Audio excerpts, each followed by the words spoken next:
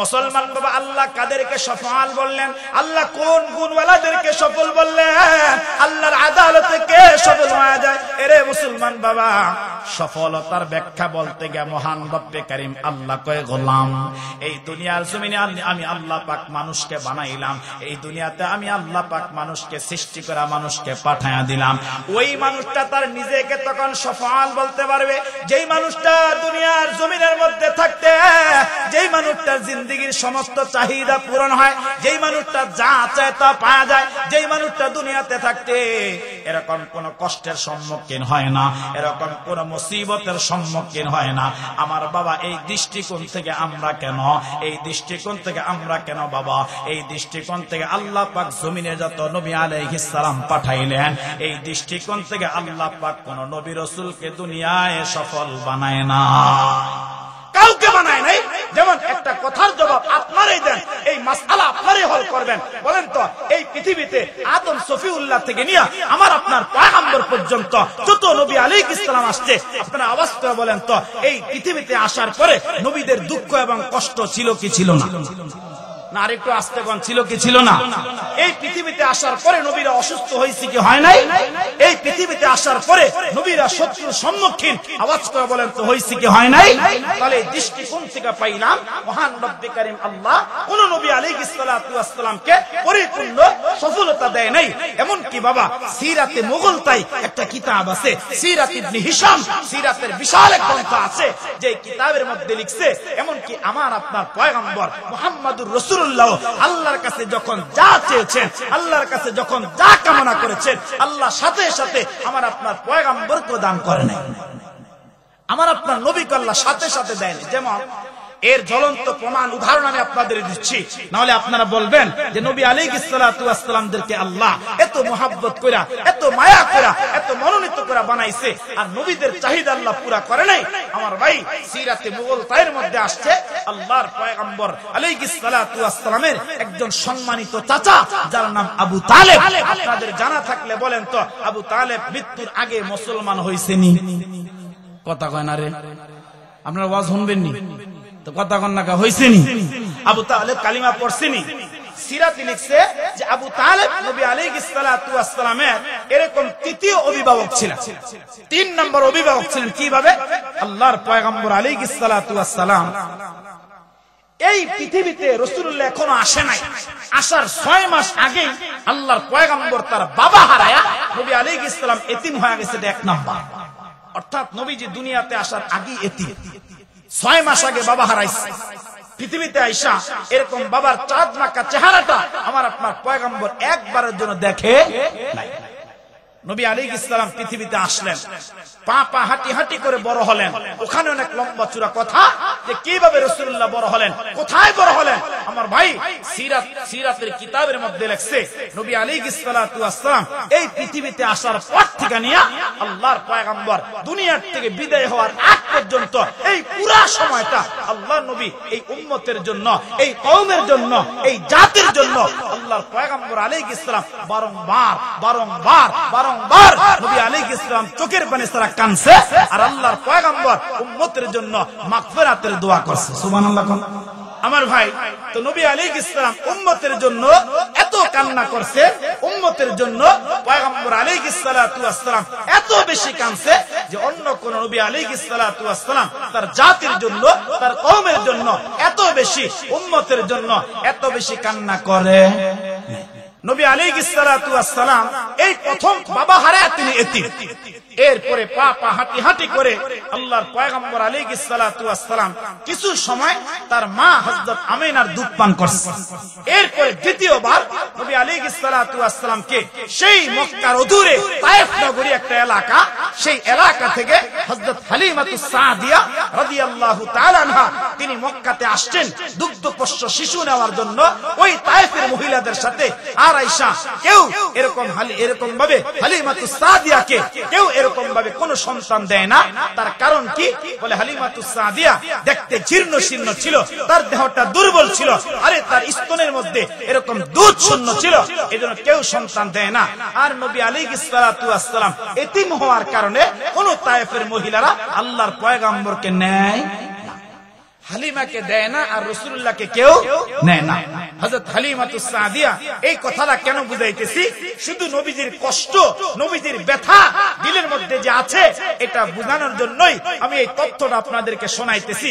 কারণ বাবা, আমি আমার এই যে দুইটা চোখ, আমার এই যে চর্ম যে দুই চোখ দেখায়, এই দুইটা চক্ষু দিয়া আমি সেই তায়েফ নগরীতে গিয়ে আল্লাহর পয়গম্বর আলাইহিস সালাম ওই যে তায়েফের পাহাড়গুলা বায়া বায়া নবী আলাইহিস সালাতু ওয়াস সালাম উঠেছেন ওই শিশু অবস্থায়, এই বারংবার আমি চিন্তা করেছি, আরে উঁচা পাহাড়ের ভিতরে যেই পাহাড়টাতে উঠতে প্রায় 10 মিনিট সময় লাগে, এই পাহাড়টার মধ্যে আমার আপনার পয়গম্বর মুহাম্মদুর রাসূলুল্লাহ সাল্লাল্লাহু আলাইহি ওয়াসাল্লাম এই পাহাড়ের মধ্যে নবী আলাইহিস সালাতু ওয়াস সালাম একটা ছোট বাচ্চা আল্লাহর পয়গম্বর এই পাহাড়টা বায়া বায়া আল্লাহর নবী কেমনে পাহাড়ের চূড়ার মধ্যে উঠলেন। বারংবার আমার এই চিন্তাটা হইছে। আমাদের সাথে যতগুলো হাজী ছিল সবাই এরকম চোখের পানি সাইরা সাইরা সবাই কান্না করছে আর সবাই চিন্তা করছে, হ্যাঁ হালিমাতুস সাদিয়া নবী আলাইহিস সালাতু ওয়াস সালামকে আনলেন আর এই পাহাড়টা বায়া বায়া আল্লাহর পয়গম্বর এই পাহাড়ের মধ্যে বিচরণ করলেন, উঠলেন। এই জায়গার ভিতরে একটা নির্ধারিত সময়, একটা নির্ধারিত টাইম নবী আলাইহিস সালাতু ওয়াস সালাম ছিলেন।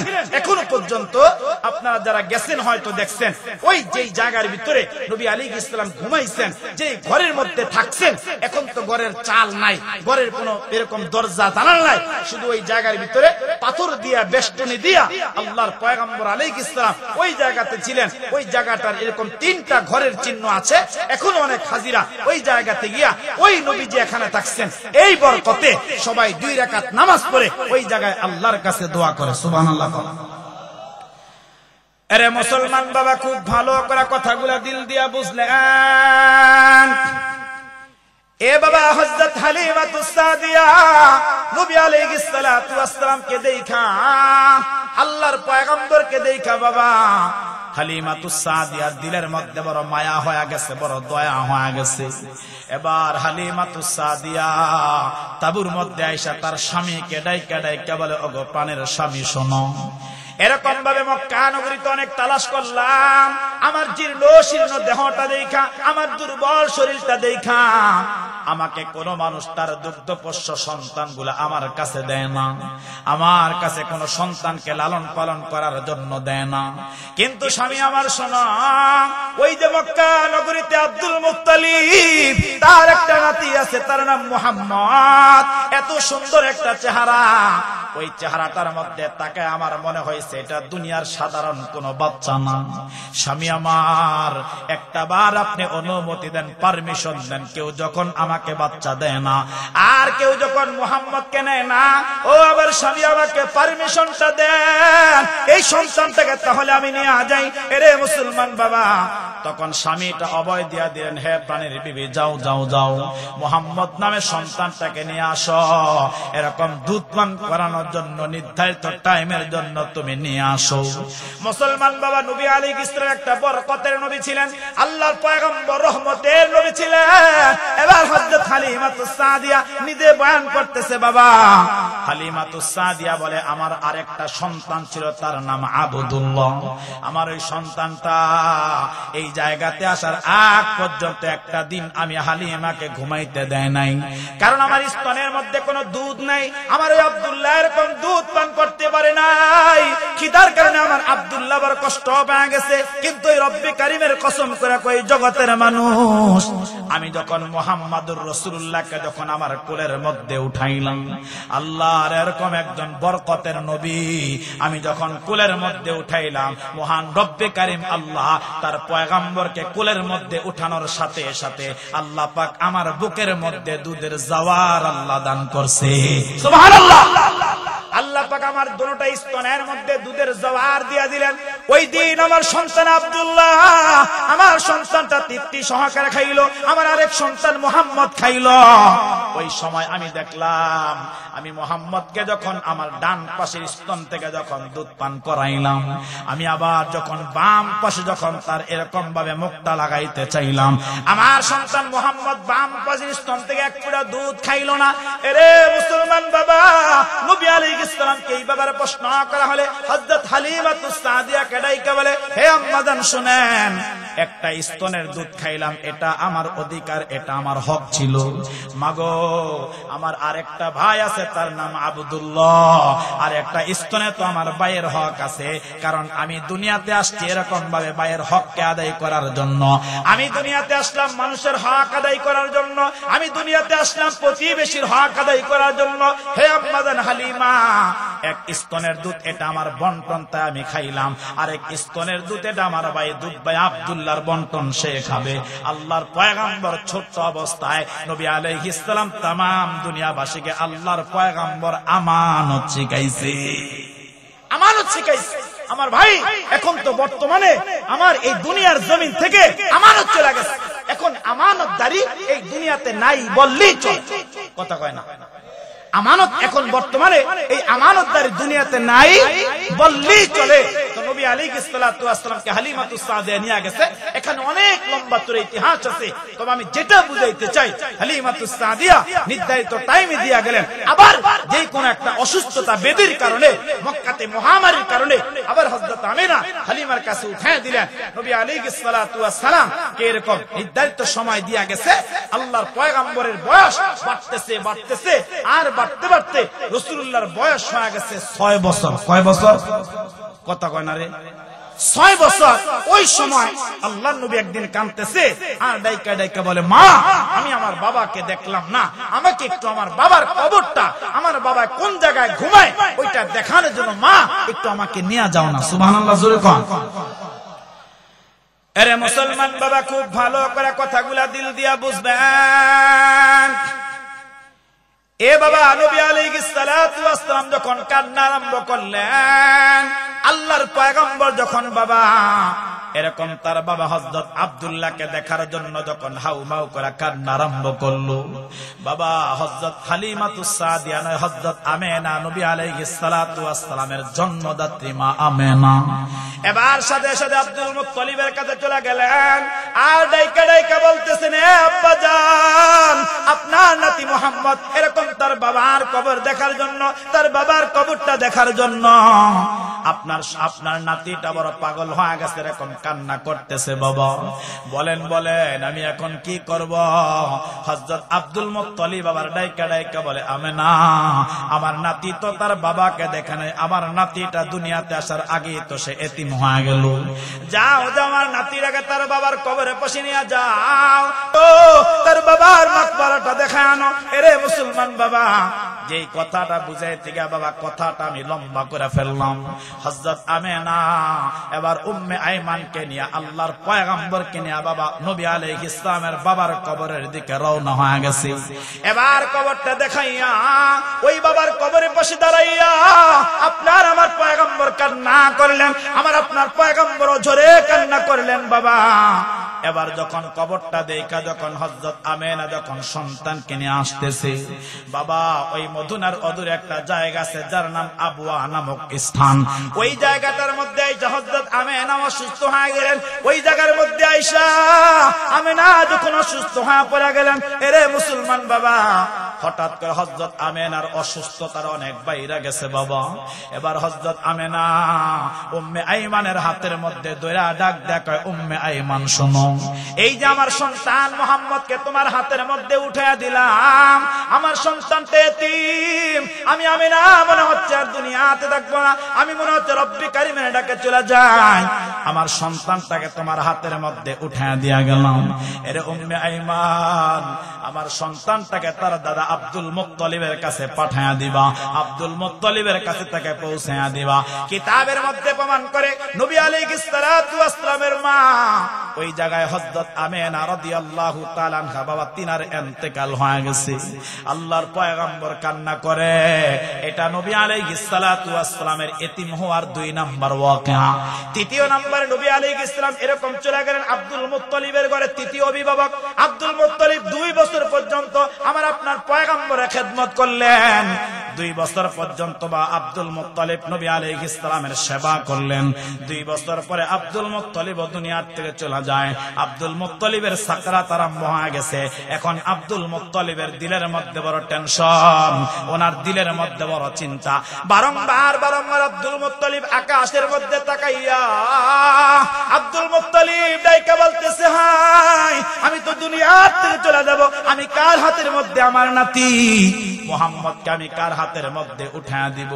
বাবা আপনারা এই বালিনা এলাকা বাসাইল এলাকার মানুষ একটা কথার জবাব দেন।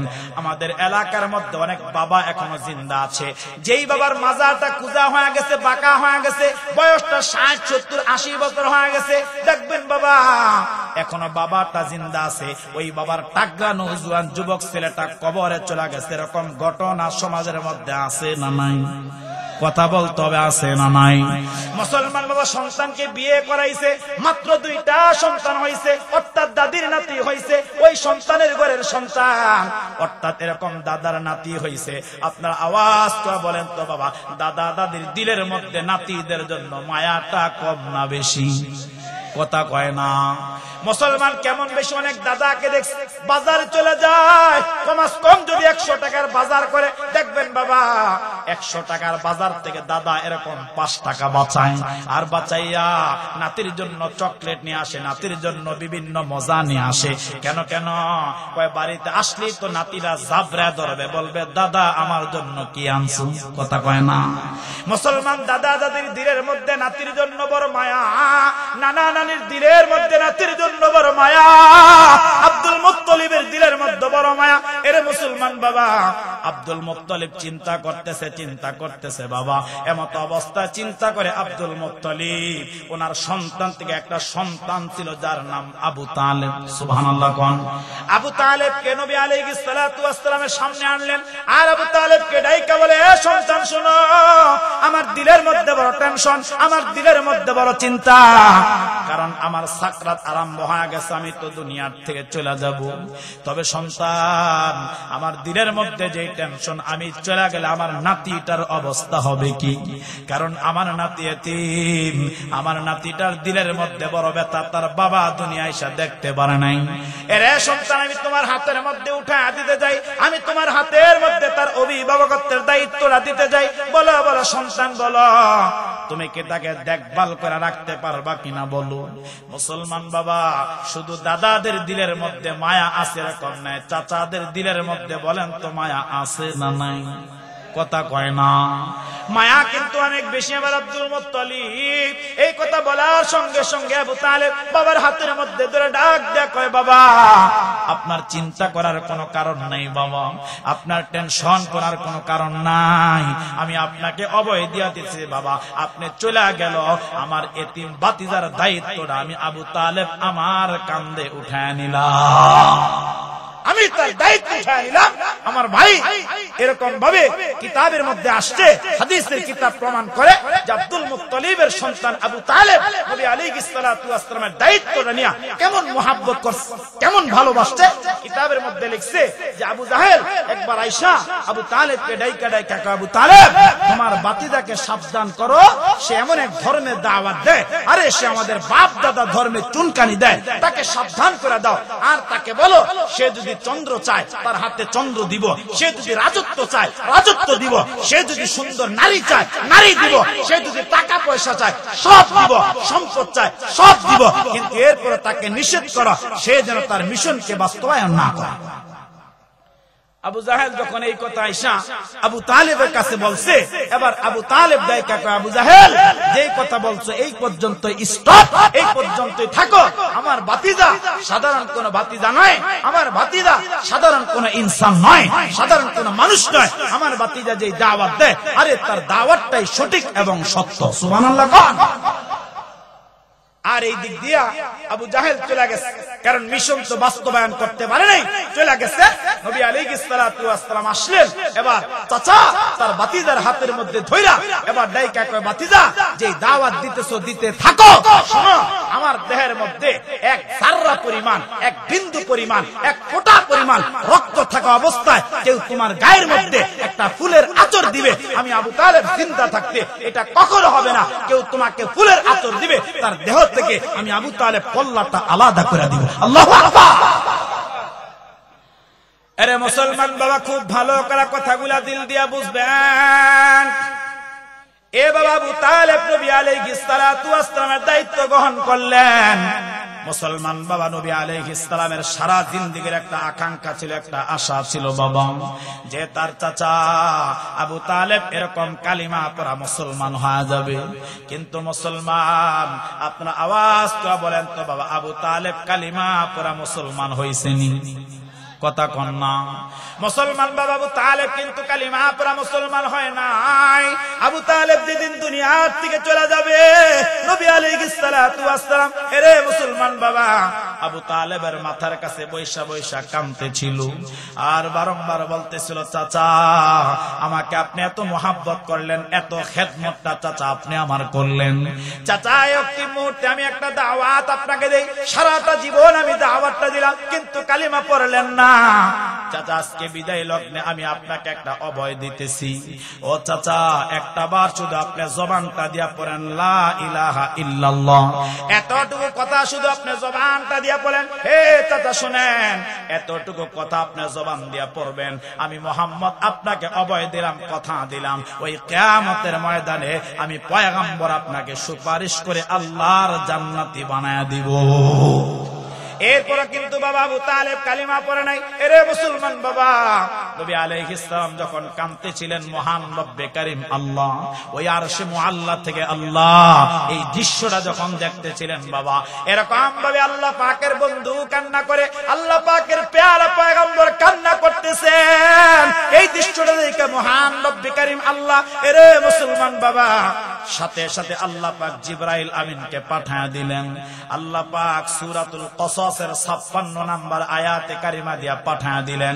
আল্লাহ তাআলা তার বন্ধুকে জানায় দিলেন, ইন্নাকা লা তাহদি মান আহবাবতা ওয়ালাকিন্নাল্লাহা ইয়াহদি মান ইয়াশা। এ দোস্ত, আপনি শুনেন, আপনি যাকে পছন্দ করেন, আপনি যাকে চান, আপনি তাকে হেদায়েত দিতে পারবেন না, আপনি তাকে হেদায়েতের দৌলত দিতে পারবেন না। আপনার আওয়াজ তো বলেন তো বাবা, হেদায়েতের একমাত্র মালিক কে? আর মোহাব্বত করে আওয়াজ করে ডাক দা বলেন কে? বাবা বলেন তো, দুনিয়ার কোন পীরের হাতের মধ্যে হেদায়েত আসেনি? আরো জোরে বলতে হবে, দুনিয়ার কোন মাজারওয়ালার কাছে হেদায়েত আসেনি? দুনিয়ার কোন পয়গম্বর, কোন নবী রাসূলের হাতের মধ্যে হেদায়েত আসেনি? এর মুসলমান কোন আলেমের হাতে বলেন তো হেদায়েত আসেনি? বলেন তো বাবা, তাহলে হেদায়েতের একমাত্র মালিক কে? আল্লাহ জানায় দিলেন, পয়গম্বর আপনি যতই চেষ্টা করেন, আপনি যাকে পছন্দ করেন হেদায়েত দিতে পারবেন না, কারণ পয়গম্বর হেদায়েতের অধিপতি, মালিক হলাম আমি আল্লাহ। তাহলে আমরা এতক্ষণের এই কথার ভিতরে এই মাসআলাটা আমাদের হল হয়ে গেছে, এই কথা আমাদের স্পষ্ট হয়ে গেছে যে এই দুনিয়াতে এই দৃষ্টিকোণ থেকে আমরা পাইলাম যে আল্লাহ তাআলা দুনিয়ার কোন নবী বলেন, কোন রাসূল বলেন, আল্লাহ কাউকে এই দৃষ্টিকোণ থেকে এই জমিনের মধ্যে আল্লাহ সফলতা দেয়। তবে এখন আপনাদের একটা প্রশ্ন জাগতে পারে যে হুজুর, আল্লাহ তাআলা তো মনোনীত করে মানুষ বানাইলেন, দুনিয়াতে নবী পাঠাইলেন, আল্লাহ দুনিয়ায় কেন হেদায়েত দিলেন না? বলেন, এরকম একটা প্রশ্ন জাগে না? আমার ভাই, এই প্রশ্নের জবাব দিতে গিয়া তাফসীরে মারিফুল কোরআনের ভিতরে আল্লামা মুফতি শফি সাহেব রাহমাতুল্লাহ আলাইহি উনি লিখেন, কেন আল্লাহ দিলেন না? আচ্ছা আপনারা বলেন তো, এই দুনিয়াটা স্থায়ী নাকি অস্থায়ী? আপনারা ঘুমায়া পড়ছে? আরে আপনারা যদি কোন সাইরা দিতে তো আমার লিগে ভালো, কারণ আমি আগামীকাল আমার 3 দিনের সফর হচ্ছে সেই চিটগং। আমি এখান থেকে শেষ করে আমি রওনা চিটগং যেতে হবে। তা আপনারা যদি আপনাদের কষ্ট হয় তাহলে বলেন, আমি ছেড়ে দিই। ছেড়ে দিতাম না, আর কিছু সময় থাকবেন, একটু আওয়াজ করে বলবেন তো ইনশাআল্লাহ। লিল্লাহে তাকবীর, লিল্লাহে তাকবীর। মাশাআল্লাহ, এইভাবে একটু সবাই একটু বলবেন, বললে না আমার জন্য একটু সুবিধা হবে। তো আল্লাহ কেন দুনিয়া দিলেন না? আচ্ছা বলেন তো, দুনিয়াটা স্থায়ী নাকি অস্থায়ী? অস্থায়ী, কারণ দুনিয়াটা থাকার জায়গা না। এই দুনিয়া থাকার জায়গা না, দুনিয়া কাউরে জায়গা দেয়, দুনিয়া কাউরে থাকতে দেয়। এই দুনিয়ার গাড়ি বলেন, বাড়ি বলেন, নারী বলেন, টাকা বলেন, পয়সা বলেন, কেউ আপনাকে আমাকে মহব্বত করে, আমাকে আপনাকে কেউ ভালোবাসে না, আপনি দলিল কয়টা নেবেন? আপনি আমার কাছ থেকে দলিল কয়টা নেবেন যে কেউ ভালোবাসে? আমার ভাই, ততক্ষণ আপনাকে আমাকে দুনিয়ার মানুষ ভালোবাসবে যতক্ষণ আমি আপনি তাদের স্বার্থ পুরা করতে পারবো। তাদেরকে আপনি যতক্ষণ দিতে পারবেন ততক্ষণ ভালো, আর যখন দিতে পারবেন না তখন কেউ আমাকে আপনাকে মহব্বত করবে না, কেউ না। যেই বিবিটার এত ভালোবাসেন, রব্বে কাবার কসম, ওই বিবি আপনাকে বিন্দু পরিমাণ, যাররা পরিমাণ মহব্বত করবেন। যেই সন্তান নিয়ে এত বড়াই, এত বাহাদুরি, যেই সন্তান নিয়ে এত তাকাব্বুরি করেন, সেই সন্তান আমাকে আপনাকে মহব্বত করেন। এরে মুসলমান বাবা, যদি দলিলটা দেই তাহলে কথা কিন্তু লম্বা হয়ে যাবে। এ বাবা, দুনিয়ার কোন সন্তান কিন্তু আমাকে আপনাকে মহব্বত করে না, দুনিয়ার কোন বিবি কিন্তু মহব্বত করে না। এরে মুসলমান, কেমনে করে না? আমি আমার জীবনের বাস্তব একটা কথা আপনাদেরকে শোনায় দেই বাবা। আমি তো এরকম ভাবে বাড়িতে, আমার গ্রামের বাড়িতে যাওয়ার একটা সুযোগ কিন্তু বাবা বারবার পাই না। অনেক সময় দেখা যায় আমাদের থানার মধ্যে, জেলার মধ্যে যদি একটা মাহফিল হয়, ওই সুবাদে মায়ের সঙ্গে সাক্ষাৎটা পাই, ওই সুবাদে বাবার সঙ্গে সাক্ষাৎ পাই। বাবা, আমি গত রবিবারে আমি আমার বাড়ির মধ্যে গিয়েছিলাম রাতের বেলা 3:30টার সময়। আমি কেন গেছি এটা আপনাদেরকে বইলা দিই বাবা। আমার একটা ভাই আছে, ছোট্ট ভাইটা এরকম 7 বছর পরে প্রবাস থেকে সে বাংলাদেশে আসছে। ওই ভাইটাকে বিবাহ করাবে, বিবাহ হচ্ছে সোমবার। আমি গেছি রবিবার রাত্রে। আমি বড় ভাই, কারণ সময় তো হাতের মধ্যে নাই। বাবা গিয়েছি, কারণ প্রোগ্রামের এত চাপ, আমি যাইতে পারি না। আমি বারংবার এই কথাটা আমার দিলটাকে বোঝাই, ও কামরুজ্জামান শোনো, আরে তোমার বিবিটা তোমারে মহাব্বত করে না, তোমার সন্তান তোমারে মহাব্বত করে না। এরে মুসলমান বাবা, সবাই কিন্তু জানতো আমি বাড়িতে যাব। ওই বাড়ির মধ্যে আমার বিবিটা আছে, ওই বাড়ির মধ্যে আমার 2টা সন্তান আছে, আমার বড় বোনটা আছে, আমার ভাইরা আছে বাবা, আরো কত আত্মীয় স্বজন বাড়ির মধ্যে আছে বাবা। সবাই ঘুমাইতে ঘুমাইতে আমি শুনছি 1টা থেকে 2টা বাজলো। আমি যখন বাবা বাড়ির মধ্যে গেলাম, আমি তাকায় দেখলাম সব মানুষগুলা ঘুমাইতেছে, আর আমার জনম দুঃখিনী মাটা আমার জন্য দরজার পাশে বৈশা বৈশা অপেক্ষা করতেছে। আমার তখন ইয়াদ হয়ে গেছে, আমার তখন খেয়াল হয়ে গেছে, আরে এটা তো দুনিয়ার ময়দান। আল্লাহ যে কিয়ামতের ময়দানের কথা বললেন, ইয়াউমা ইয়াফিরুল মারউ মিন আখি, আল্লাহ জি বললেন ওয়া উম্মিহি ওয়া আবি। কিয়ামতের ময়দানে কোন সন্তান তার মায়ের পরিচয় দিবে না, কিয়ামতের ময়দানে কোন মা বাবা তার সন্তানের পরিচয় দিবে না, কিয়ামতের ময়দানে কোন বিবি তার স্বামীর পরিচয় দিবে না, কোন স্বামীটা তার বিবির পরিচয় দিবে না। এরে মুসলমান বাবা, কিয়ামত তো এটা বড় লম্বা, এটা বড় বাকি, বড় অনেক পরের কথা। আমি দুনিয়াতে বুঝলাম আমার মা ছাড়া তো কেউ আমার মহব্বত করে না, কারণ আমার বিবিটা যখন ঘুমায় আছে, আমার সন্তানটা যখন ঘুমায় আছে, আমার ভাইটা যখন পাশের ঘরে ঘুমায় আছে, আমার বোনটা যখন ঘুমায় আছে, সমস্ত মানুষগুলা যখন ঘুমায় আছে। এরে মুসলমান বাবা, যারা বিয়ে করছেন কথা ভালো করে বুঝবেন, 40 বছর সংসার করলেন, সবকিছু আপনার বিবিটার দিলেন, 50 বছর করলেন, সবকিছু আপনি দিলেন, একটা দিন কোন জিনিস দিতে পারেন নাই, তখন দেখবেন বিবিটা বলবে তোমার সংসার আইসা আমার জীবনটা শেষ। কথা কয় না? তখন দেখবেন বলে কি পাইলাম, আমারে কি দিলা তুমি? আরে তোমার সংসার আইসা আমি খালি এরকম গাধার মতো খাটলাম, এরকম ভাবে বান্দির মতো খাটলাম, আমারে কি দিলা? আওয়াজ করে বলেন তো, এরকম জগতের নারীদের মধ্যে এরকম কথা আছে না নাই? কথা বলতে হবে, আছে না নাই? তাহলে মুসলমান, দুনিয়ার কেউ মহব্বত করে না, আরে দুনিয়ার কেউ মহব্বত করে না। এই যে আমার আগে ভাই কথা বলতেছিলেন, আমার অত্যন্ত মহব্বতের বন্ধুবর, আমার অত্যন্ত মহব্বতের কলিজার পীর ভাই মাওলানা জাহিদুল ইসলাম আইয়ুবী সাহেব কিন্তু একটা হাসান বসরির কথা আপনাদেরকে শোনাইছি। যেহেতু আমার অনেক মা আসতেন, আমার অনেক বোনের আসতেন মা, আমি আপনাদেরকে লক্ষ্য করে 2টা কথা আমি এখান থেকে শোনায়া দেব। কারণ মা, দুনিয়াটা থাকার জায়গা না, এটা মহিলাদেরকে বলার দ্বারা এই সবকটা কিন্তু আমাদেরকে দিতেছি, এই সবকটা আপনাদের সবাইকে দিতেছি বাবা। এই জমিনের মধ্যে একজন মহিলা, একজন এরকম বড় আল্লাহর ওলি ছিলেন, যার নাম রাবিয়া বস্তি। নাম আপনারা শুনছেননি? কথা কয় না? শুনছেন না নাম? রাবিয়া বস্তি, হাসান বস্তির জমানার নারী। আমি এক কিতাবের মধ্যে পাইছি, সেই কিতাবের নাম হচ্ছে মহিলাদের ওয়াজ।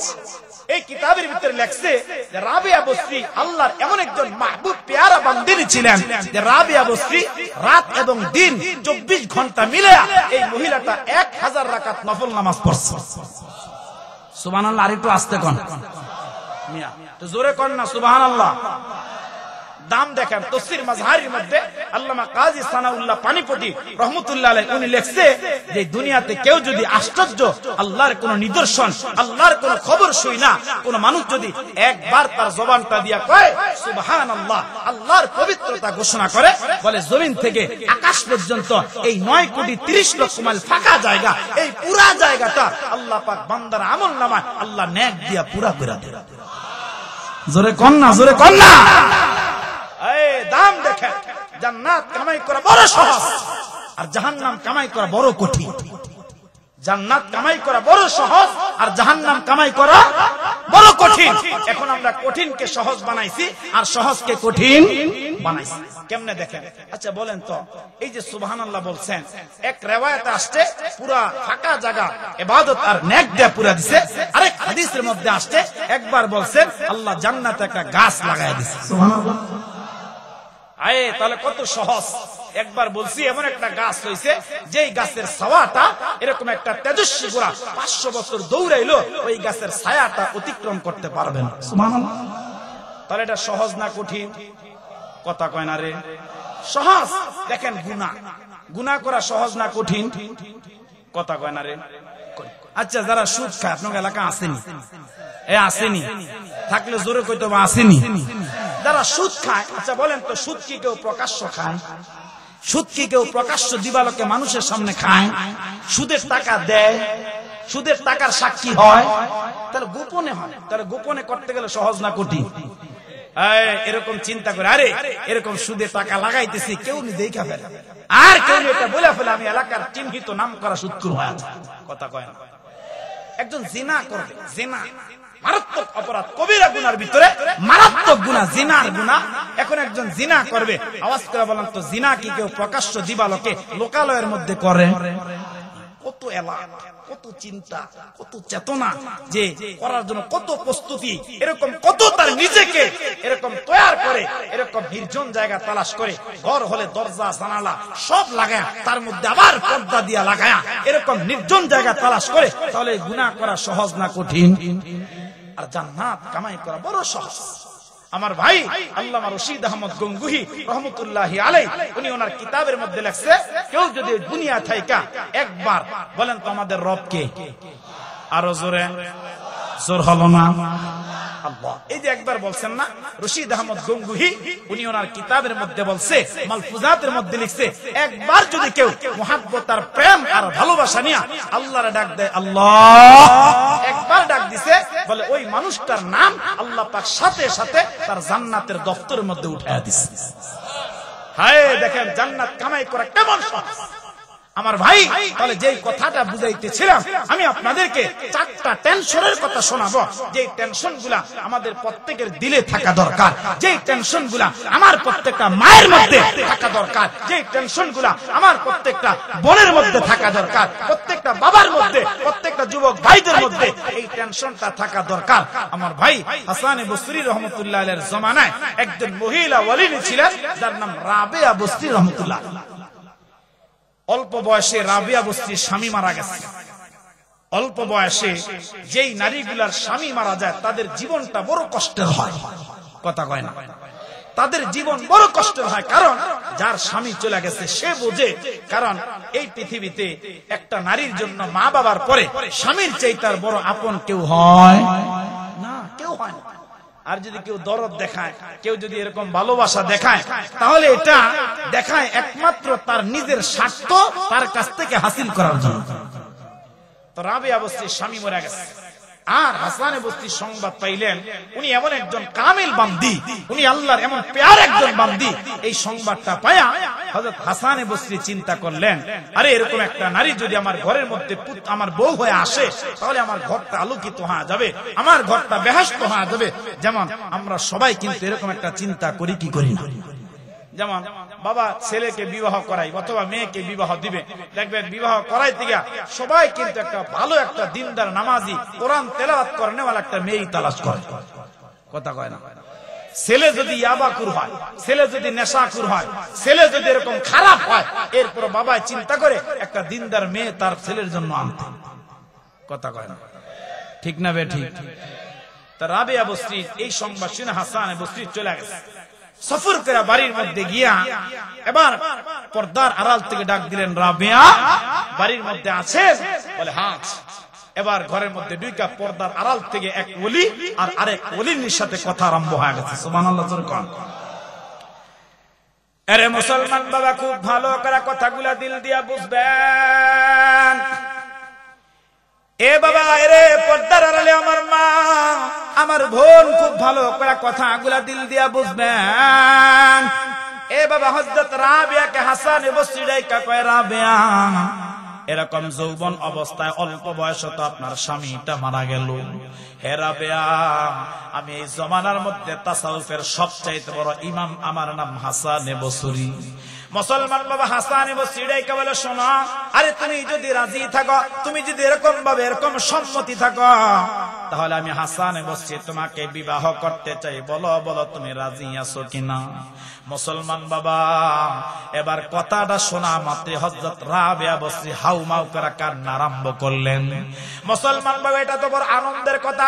জমানার শ্রেষ্ঠ একজন ওলি এরকম বিবাহের সংবাদ নিয়ে আসলেন, বিবাহের পয়গামটা নিয়ে আসলেন।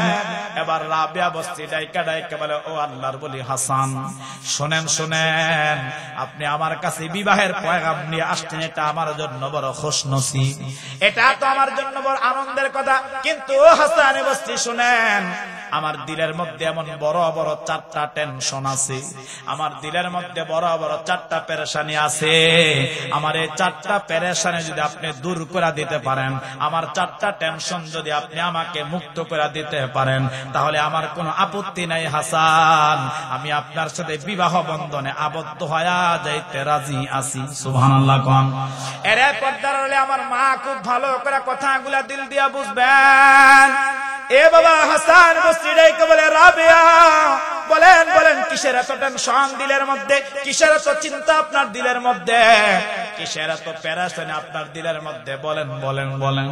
মুসলমান বাবা এবার হযরত রাবেয়া কান্না করে ডাইকা ডাইকা বলে, ও আল্লাহর ওলি হাসান শুনেন, আরে দুনিয়া থেকে প্রত্যেকটা মানুষ তো বিদায় হয়ে যাবে, দুনিয়া থেকে প্রত্যেকটা মানুষ তো মরণশীল, আজরাইল কখন জানে কাকে তুলে নিয়ে যায়। শুনেন শুনেন শুনেন, আজরাইল যখন আমার কাছে আইসা যখন আমার প্রাণটা যখন কবজ করবে, আরে আমার জানটা যখন আমার দেহ থেকে যখন আমার রূহ নামের পাখিটা যখন বের করে লয়া যাবে, আরে আল্লাহর ওলি হাসান, আমার 1 নাম্বার টেনশন, আমার দিলের মধ্যে 1 নাম্বার চিন্তা, বলেন বলেন হাসান বসরি বলেন, আমাকে যখন কাফন পরানো হবে, আমাকে যখন জানাজাটা পড়াইয়া, আমাকে যখন দাফনের কাজটা সমাপ্ত করে আমার আত্মীয় স্বজন এলাকাবাসী যখন কবর থেকে চলে যাবে, এরে মুসলমান বাবা, ওই কবরস্থানটা কিন্তু বাবা অত্যন্ত ভয়ঙ্কর একটা জায়গা। একটা বার তো যুবক ভাই চিন্তা করে দেখো নাই, একটা বার তো তোমার মধ্যে পেরেশানি আসে না? এরে যুবক ভাই, আমি এরকম ভাবে কয়েক মাস আগে বাবা একটা মানুষের কবরের মধ্যে আমি নিজে এরকম লাশ লয়া নামছিলাম বাবা। তখনও পর্যন্ত কিন্তু এরকম শীতের দিন আসে নাই, ঠান্ডার দিন আসে নাই, কিন্তু বাবা এরপরে 3.5 হাত মাটির নিচে কবরটার মধ্যে যখন আমি নামলাম, বারংবার আমার দিলের মধ্যে একটা টেনশন, বারংবার আমার দিমাগটার মধ্যে একটা টেনশন, আরে মানুষটাকে কবরের মধ্যে নিজের হাত দিয়ে নামাইলাম, ওই কবরটার মধ্যে নাইমা হাত দুইটা যখন বাবা মাটির মধ্যে লাগাইছি, হায় হায়, ওই মাটির মধ্যে লাগায়া দেখলাম কবরের মাটিটা বাবা বড় ঠান্ডা। আমি তখন চিন্তা করলাম কেমন একটা কবর, এই জন্য কবরটা দুই নাকি আপনাকে আমাকে ডাইকা বলে, এরে কামরুজ্জামান শোনো, আনা বাইতুদ্দুদ, কবর বারবার ডাইকা বলে আনা বাইতুল জুরমা, কবর বারবার ডাইকা বলে আনা বাইতুল গুরবা, কবর ডাইকা ডাইকা বলে আনা বাইতুল ওয়াহদা। তোমাকে আমাকে বারবার ডাকতেছে আর বলতেছে, এ জগতের মানুষ শোনো, আমি কবর কিন্তু একটা একাকীর ঘর, আমি কবর কিন্তু অচিন অপরিচিতের ঘর, আমি কবরটা কিন্তু সাপ বিচ্ছুর বড় ভয়ঙ্কর একটা ঘর বাবা। ওই কবরটার মধ্যে নাই মা, আমি যখন হাতটা যখন মাটির মধ্যে লাগাইলাম, আমার কলজাটার মধ্যে একটা কম্পন পয়দা হয়ে গেছে। আমি নিজে তার মাথা থেকে এরকম বাঁটটা খুইলা তার চেহারাটা যখন কেবলার দিকে ঘুরাইলাম, আর আমি চিন্তা করতেছিলাম, এরে কামরুজ্জামান, তুইও তো লাশটা নামে কবর থেকে উঠা যাবি, আরে সবাই তো মাটি গুলা চাপা দিয়া সমস্ত মানুষগুলা চলে যাবে, হায়রে কবরের মধ্যে মানুষটা তো একা হয়ে যাবে। বাবা ওই বিপদের মধ্যে আপনার সন্তান কিন্তু আমার উপকার করবে না, ওই বিপদের মধ্যে আমার বিবিটা কিন্তু আমার উপকার করবে না, ওই বিপদের মধ্যে আমার এলাকাবাসী কিন্তু থাকবে না। বাড়ির নামার কবরস্থানের মধ্যে, ওই বাড়ির নামার বাস বাগানের মধ্যে, ওই বাড়ির নামার কলা বাগানের মধ্যে বাবা এরকম কবরস্থান সমাজের মধ্যে আছে, যেই কবরস্থানে দিনের বেলা যাইতো আমাদের ভয় লাগে। বলেন তো আছে না নাই? আর মোহাব্বত জোরে আওয়াজ করে কোন আছে না নাই? সবাই যখন কবরটা দিয়া যখন চলে যাবে, এরে মুসলমান বাবা, হযরত রাবিয়া কাঁদতেছে আর ডাইকা ডাইকা বলে, ও আল্লাহর ওলি হাসান, সবাই যখন চলে যাবে তখন আমার কবরের মধ্যে এরকম সওয়াল আর জবাব করার জন্য আমাকে মান রব্বুক, রব সম্পর্কে একটা প্রশ্ন করবে, আমাকে দিন সম্পর্কে একটা প্রশ্ন করবে, আমাকে আমার পয়গম্বর সম্পর্কে একটা প্রশ্ন করবে। ওগো আল্লাহর ওলি হাসান, আমার এক নাম্বার টেনশন, আমার এক নাম্বার চিন্তা, আপনি বলেন বলেন ওই মুনকার নকিরের সওয়ালের জবাবটা, ওই মুনকার নকিরের প্রশ্নের জবাবটা আমি রাবিয়া দিতে পারবো কি পারবো না? আমার এক নাম্বার টেনশনটা আপনি দূর করে দেন, চিল্লায়া কোন আল্লাহু আকবার। এখন আপনারা আওয়াজ করে বলেন তো বাবা, এই টেনশন গুলো আমাদের দিলের মধ্যে থাকা দরকার আছে না নাই? এ বাবা আওয়াজ করে বলেন তো আছে না নাই? এরে পর্দার আড়ালে আমার মা, আমার বোন, আপনারা মনে মনে আওয়াজ করে বলেন তো, চিন্তাগুলো আপনাদের মধ্যে থাকা দরকার আছে না নাই? এই জন্য মা, আমি আপনার পায়ের মধ্যে আপনার সন্তান হিসাবে ধৈরা ধৈরা বলতেছি, মা আমার বোন, আমি তোমার ভাই হিসাবে পায়ের মধ্যে ধৈরা ধৈরা বলতেছি, এখনো সময় আছে মা, তুমি পর্দার মধ্যে চলো, এখনো সময় আছে তুমি নামাজটা পড়ো, এখনো সময় আছে তুমি তোমার স্বামীর খেদমত করো, এখনো সময় আছে তুমি তোমার শ্বশুর শাশুড়ির খেদমত করো, এখনো সময় আছে তুমি তিলাওয়াতে কোরআনটা করো, এখনো সময় আছে আল্লাহর হুকুম মানো, এখনো সময় আছে তুমি রাসূলুল্লাহর তরিকা মানো। এর মুসলমান, এবার কথাটা বলার সঙ্গে সঙ্গে হযরত হাসান ও হাউমাউ করে কান্না আরম্ভ করছে। আল্লাহু আকবার।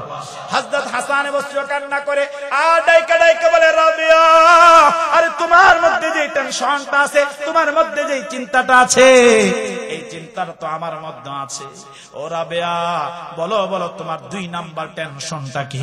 বাবা কিতাবের মধ্যে লেখছে, এবার হযরত রাবিয়া বস্তি ডাইকা ডাইকা বলে, ওগো আল্লাহর ওলি হাসান, আমার 2 নাম্বার টেনশন হলো, যেদিন নাকি কিয়ামতের ময়দানটা কায়েম হবে, যেদিন নাকি রব্বি কারীম আল্লাহ ওই আদালতে কিবরিয়ার মধ্যে হাকিম হয়ে বসবে, এরে মুসলমান বাবা, সেদিন প্রত্যেকটা মানুষকে জান্নাতের মধ্যে ঢোকার জন্য, সেদিন প্রত্যেকটা মানুষকে বাবা জান্নাতের মধ্যে যাওয়ার জন্য আপনারা আওয়াজ করে বলেন তো বাবা, একটা পুল, একটা ব্রিজ পার হওয়া লাগবে। আওয়াজ করে বলেন তো এই ব্রিজটার নাম কি? আরো জোরে বলতে হবে, নাম কি? বাবা এই ব্রিজটার নাম হলো পুল সিরাত। ওইটা কিন্তু আমাদের দেশের পদ্মা সেতুর মতো হবে না, আমাদের দেশের যমুনার মতো হবে না, আমাদের দেশের ফ্লাইওভার মতো হবে না। এর মুসলমান বাবা, মুফাসসিরিনে কেরাম লিখছে, ওই পুল সিরাতের ব্রিজটা সোজা উপরের দিকে উঠছে 10,000 বছর রাস্তা। সুবহানাল্লাহ। আবার উপর থেকে নিচের দিকে নামছে আর 10,000 বছর রাস্তা, আবার আঁকা বাঁকা পথ হয়েছে আর 10,000 বছর রাস্তা। এবার রাবিয়া ডাইকা ডাইকা বলে, হাসান, আমার 2 নাম্বার টেনশন, আপনি বলেন বলেন ওই পুল সিরাতের ব্রিজটা পার হতে পারবো কি? বলো বলো তোমার 3 নাম্বার টেনশন। দেন মা, এরে বোন, খুব ভালো করে কথাগুলা দিল দিয়া বুঝবা। এবার হযরত রাবিয়া বসে কাঁদতেছে আর ডাইকা ডাইকা বলে, ও আল্লাহর ওলি হাসান, আমার দিলের মধ্যে 3 নাম্বার টেনশন, ওই কিয়ামতের মাঠে রব্বে কারীম আল্লাহ প্রত্যেকটা মানুষের আমলনামা আল্লাহ পাক 2টা অবস্থায় দান করবে। এক মানুষের আমলনামা ডান হাতে দিবে, আরে যেই মানুষটার আমলনামা ডান হাতে পাওয়া যাবে ওই মানুষটা তো আনন্দে আত্মহারা হয়ে যাবে, ওই মানুষটা বাক হয়ে যাবে। আর যেই মানুষটা এরকম আমলনামা বাম হাতে দিবে তার তো দুঃখের সীমা থাকবে না। ও আল্লাহর ওলি হাসান, আপনি বলেন বলেন বলেন বলেন, আল্লাহর ওলি হাসান বলেন, আমার এই 3 নাম্বার টেনশন, আমার এই 3 নাম্বার টেনশনটা বলেন তো, আমি কি এরকম ডান হাতে আমলনামা পাবো না বাম হাতে পাবো? আমার টেনশনটা দূর করে দেন। রে মুসলমান বাবা, আপনারা আওয়াজ করে বলেন তো বাবা, এই টেনশনটাও আমাদের মধ্যে থাকা দরকার আছে না নাই? এই হযরত হাসান আবারও কাঁদে। এবার সর্বশেষ আমি কথা সমাপ্ত করছি। এবার সর্বশেষ হযরত রাবিয়া বস্তি এবার ডাইকা ডাইকা বলতেছে, হাসান, আমার সর্বশেষ টেনশন হলো, বলেন না ওই পরকালের জিন্দেগিতে আমি জান্নাত পাবো না জাহান্নাম পাবো? আল্লাহু আকবার। হযরত হাসান বসরি রাবেয়া এই ইলম তো আমার নাই, এই ইলম জ্ঞান তো আল্লাহ আমাকে দেয় নাই, আর এই টেনশনে তো আমি আছি। এবার রাবেয়া বসরি কান্দে আর ডাইকা ডাইকা বলে, হাসান এই টেনশন যেরকম আপনার মধ্যে আছে আমার মধ্যে আছে, আমার টেনশন দূর করতে পারবেন না। আরে আমি কিভাবে বিবাহ বন্ধনে আবদ্ধ হয়ে স্বামী নিয়া আমি কিভাবে আনন্দ করব? আরে আমি খাইতে পারি না, আমি ঘুমাইতে পারি না, আমি চলতে পারি না, আমি কোনো কাজ করতে পারি না, বারংবার এই টেনশন গুলো আমার কলজার মধ্যে আসে। এই জন্য আমার ভাই রাবেয়া বসরি আর বিবাহ বসলেন না, হাসান বসরিকে বিদায় করে দিলেন। আমার ভাই আপনারা আওয়াজ করে বলেন তো, যে টেনশন গুলার কথা বললাম, যে চিন্তাগুলার কথা বললাম, এই চিন্তাগুলা বলেন তো আমাদের মাঝে থাকা দরকার আছে না নাই? কোনো সমস্যা? আরে আমি তো 2 ঘন্টা হয়ে গেছে, আমার আর কত গ্রহণ করব? আমার ভাই শোনেন কথা, শোনেন কথা বোঝেন আমার ভাই। তাহলে কোথায় থেকে এই কথাটা লম্বা করলাম যে আল্লাহ তাআলা কেন দুনিয়ার মধ্যে সফলতা রাখলেন, কেন রাখলেন? এই কেনর একটা ব্যাখ্যা আছে না নাই? কথা বলতে হবে, আছে না নাই? আমার ভাই তাফসীরে মারিফুল কোরআনের মধ্যে মুফতি শফি সাহেব রাহমাতুল্লাহ আলাইহি লিখছে, কারণ আপনারা বলেছেন যে এই দুনিয়াটা স্থায়ী না অস্থায়ী? কথা কয় না, অস্থায়ী। আল্লাহ তাআলা ডাইকে বলে, গোলাম এই অস্থায়ী দুনিয়ার মধ্যে আমি আল্লাহ যদি তোর সফলতা দেই, বান্দা তোর সফলতা শেষ হয়ে যাবে। আমি চাই না যে তোর সফলতা শেষ হয়ে যাক, আমি চাই না যে তোর সফলতাটা এই দুনিয়ায় শেষ হয়ে যাক। আরে বান্দা আমি এমন একটা জায়গায় বানায় রাখছি, এমন একটা জায়গায় আমি আল্লাহ সফলতা রিজার্ভ করে রাখছি, তৈরি করে রাখছি। বান্দা একবার সফলতা দিব আর শেষ হবে না, একবার সফলতা দিব আর ফুরাবে না। বান্দা ওই জায়গাটার নাম আমি আল্লাহর বানানো জান্নাত। জান্নাত একবার দিব বান্দা আর শেষ হবে না। ও বান্দা কেমন জান্নাতটা দিব জানো? আল্লাহ সূরা আরাফের 49 নম্বর আয়াতে কারিমাতে আল্লাহ ডাইকা ডাইকা বলে, উদখুলুল জান্নাহ লা খাউফুন আলাইকুম ওয়ালা আনতুম তাহজানুন। বান্দা এমন একটা জান্নাত যেই জান্নাতে কোনো টেনশন নাই, যেই জান্নাতে কোনো চিন্তা নাই, যেই জান্নাতে কোনো পেরেশানি নাই। বান্দা একবার ডুববি আর যা চাইবি আমি আল্লাহ সাথে সাথে বান্দা তোর চাহিদাগুলো পুরা করব। সুবহানাল্লাহ। এরে মুসলমান বাবা, সূরা হামিম আস-সাজদার মধ্যে আল্লাহ বলেন, উদখুলুল জান্নাতা লা খাউফুন আলাইকুম ওয়ালা আনতুম তাহজানুন। আল্লাহ ডাক দেয়া কয়, বান্দা দুনিয়া যখন যা চাও বান্দা তোমাকে তখন তা দিতে পারি না। এ বান্দা যখন যা চাইবা তখন কিন্তু তা দেওয়া যায় না। এখানে যারা সন্তান আছেন বাবা, আপনারা আওয়াজ করে বলেন তো, মা বাবার কাছে যখন যা চাওয়া হয় সাথে সাথে বলেন তো মা বাবা তখন তা দেয়নি? কথা কয় না। এরে মুসলমান বাবা, দুনিয়ার নেতার কাছে যাইবেন, দুনিয়ার নেতার কাছে চাইবেন, যখন চাইবেন তখন পাওয়া যায়নি। কথা কয় না রে। এরে মুসলমান বাবা, আপনি ধরেন আপনাদের এই বালিনা এলাকার একটা জরুরতের দরখাস্ত এরকম ভাবে মাননীয় মেয়রের কাছে লিখলেন, আর লেখা মেয়র সাহেবের কাছে গেলেন, তখন দেখবেন মেয়র সাহেব বলবেন এখন না আগামীকাল সকালে আসুন। কথা কয় না রে। আগামীকাল সকালে আস, আগামীকাল গেছে আবার বলবে বিকালে আসো, এরকম বারবার সময় দিবে। আল্লাহ কয় শোন, এটা দুনিয়া, যার কাছে যত আশা করবি তা পাবি না। বান্দা ওয়ালাকুম ফিহা মা তাশতাহি আনফুসুকুম ওয়ালাকুম ফিহা মা তাদউন। ও আমার বান্দা, জান্নাতে ঢুইকা যখন যা চাইবি বান্দা চাইতে দেরি হবে, আমি আল্লাহ দিতে একটা সেকেন্ড তো দেরি করব না। সুবহানাল্লাহ। আমার ভাই তাহলে এরকম জান্নাত আমাদের দরকার আছে না নাই? কথা কয় না রে, আছে না নাই? আমার ভাই এক নাম্বার শুধু এক শব্দের ব্যাখ্যা করতে গিয়ে কথা এত লম্বা হয়ে গেছে। এবার আসেন দ্বিতীয় শব্দ। আল্লাহ বলেন আল মুমিনুন। কথা মনে আসেনি? আল মুমিনুন, কারণ তাফসীরি আলোকে কথা বললে কথা অনেক লম্বা দরকার, কথা একেবারে ভাঙা ভাঙা বুঝে বুঝে কথা বলতে গেলে সময় আসলে অনেক দরকার। আল্লাহ এদিকে যায় আবার এদিকে যায়, হেলাহেলি আরম্ভ করছে, মানুষ একবার দৌড়ে এদিকে যায় আবার ওইদিকে যায়, একটা হাহাকার আরম্ভ হয়ে গেছে। আর সবাই যত দোয়া কালাম দোয়া দুরূদ সব কইরা শেষ করে লাইছে। এরকম আছে না নাই? দেখবেন একটা মানুষ সারা জীবন নামাজ পড়ে না, আল্লাহর ডাকে না, আল্লাহর হুকুম মানে না, এরকম বিপদে পড়লে দেখবেন আল্লাহ ডাক দেয়া কয়, আল্লাহ একটা বার খালি বাঁচায়া দাও, জীবনে আর নামাজ ছাড়তাম না। কথা কয় না। আছে না নাই? ওই সময় দেখলাম আরে কত মানুষের কত দোয়া দুরুস, কত মানুষের কত আল্লাহর ডাকা, কত ফন্দি। আর দেখলাম এক হিন্দু মহিলা বসিয়া ডাইকা ডাইকা আল্লাহর ডাকছে, আল্লাহ বাঁচায়া দাও, আল্লাহ বাঁচায়া দাও। তবে নিমুখ হারাম কেমন? এই নৌকা, এই লঞ্চ, স্টিমার, জাহাজ বলেন, যেটাই বলেন, যদি ঝড়ের কবল থেকে বাইসা কোন রকম কিনারায় যাইতে পারে, তখন বেঈমান ডাইকা ডাইকা বলে, হ্যাঁ মাঝিটা কত বালা ছিল, ঢেউয়ের তালে তালে কাইটটা আমাদেরকে বাঁচায়া দিছে। বলেন তো বাঁচাইছেন কে? আর মহাব্বত করে এখন কে? তখনই আল্লাহরে ভুলে যায়, তখনই রবকে ভুলে যায়। আমার ভাই, তাহলে কালিমা তারাও পায়। তাহলে এক নাম্বার ইকরার বিল লিসান, জবান দিয়ে পড়তে হবে লা ইলাহা ইল্লাল্লাহ, আল্লাহ ছাড়া কোনো মাবুদ। দুই নাম্বার তাসদীক বিল জিনান, এই কথাটা দিল দিয়া কলজা দিয়া বিশ্বাস করতে হবে। এই যে লা ইলাহা বলছি না, এটা দিল দিয়ে বিশ্বাস করতে হবে, কলজা দিয়ে বিশ্বাস করতে হবে। এরপর তিন নম্বরে আমাল বিল আরকান, প্রথমটা বললাম, দ্বিতীয়টা কলজা দিয়ে বিশ্বাস করলাম, তিন নম্বরে আমল কইরা এটা আল্লাহকে বুঝাবো যে আল্লাহ হ্যাঁ তুমি তো আমার রব, আল্লাহ তুমি আমার সব, আল্লাহ তুমি আমাকে বাঁচানোওয়ালা, তুমি আমাকে পালনেওয়ালা।